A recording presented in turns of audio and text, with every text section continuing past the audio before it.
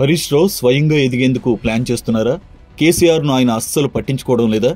ప్రస్తుత రాజకీయ పరిస్థితులను చూస్తుంటే అలానే అనిపిస్తోంది. బీఆర్ఎస్ క్యాడర్ పై కేసీఆర్ కంటే కూడా హరీష్ రావుకి ఎక్కువ పట్టుంది. అందుకే ఆయన ఈసారి సొంతంగా ప్లాన్ చేస్తున్నారని తెలుస్తోంది. ఆయన కూడా సొంత నిర్ణయాలు తీసుకుంటున్నారు.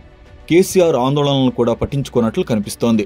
ఆయన ఒక తమిళ గ్రూపునకు చెందిన టీవీ ఛానల్లో పెట్టుబడి పెట్టారు. కేసీఆర్ హెచ్చరిక అందిన తర్వాత అదే ఛానల్ నుంచి ఆయన పెట్టుబడులు వెనక్కి తీసుకున్నారని చెబుతున్నారు. కానీ ఇప్పుడు మాత్రం హెచ్చరిక వచ్చినా రాకపోయినా ఆయన పట్టించుకోనట్లు కనిపిస్తోంది.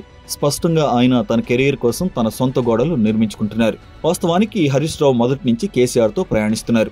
తెలంగాణలోని ప్రతి గ్రామంలోని గ్రౌండ్ లెవెల్ క్యాడర్ కూడా హరీష్ రావుకు తెలుసు. రాష్ట్రంలోని ద్వితీయ శ్రేణి నాయకులతో ఆయనకు సన్నిహిత సంబంధాలున్నాయి. బీఆర్ఎస్ పాలనలో మంత్రులుగా పనిచేసిన వారిలో చాలా మందికి హరీష్ రావుతో మాత్రమే సంబంధాలున్నాయి.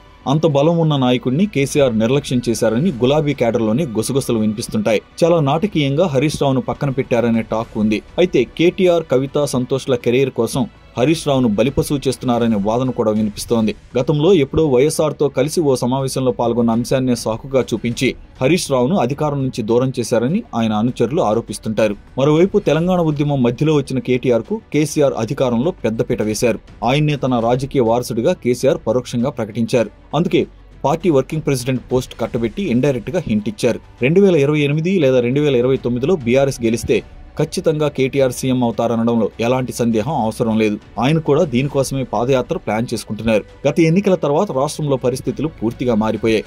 గత ఎన్నికల్లో అన్ని తానే వ్యవహరించిన కేటీఆర్ పార్టీని మరోసారి అధికారంలోకి తీసుకురావడంలో విఫలమయ్యారు. ఈ విషయాన్ని గమనించిన హరీష్ రావు తన కెరీర్ ను బలంగా నిర్మించుకోవడం ప్రారంభించారు. రేవంత్ రెడ్డిని ధీటుగా ఎదుర్కొంటూ అసెంబ్లీతో పాటు బయట కూడా ఎక్కువగా మాట్లాడిందే హరీష్ రావు. రైతు రుణమాఫీ వ్యవహారంలో సీఎం రేవంత్ రెడ్డిని సవాల్ చేసిన వ్యక్తి ఆయనే.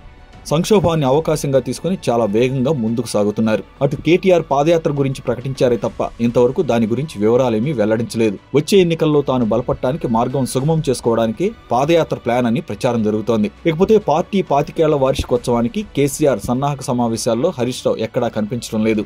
కానీ హరీష్ రావు పూనుకుంటేనే క్యాడర్ ను సభకు తీసుకురాగలరు. ఆ విషయం అటు కేసీఆర్ తో పాటు కేటీఆర్ కు కూడా బాగా తెలుసు. మరి గులాబీ అధినేత హరీష్ రావు ఎత్తుగడలకు అడ్డుకట్ట వేస్తారా? కేటీఆర్ కు లైన్ క్లియర్ చేస్తారా అన్నది వేచి చూడాలి.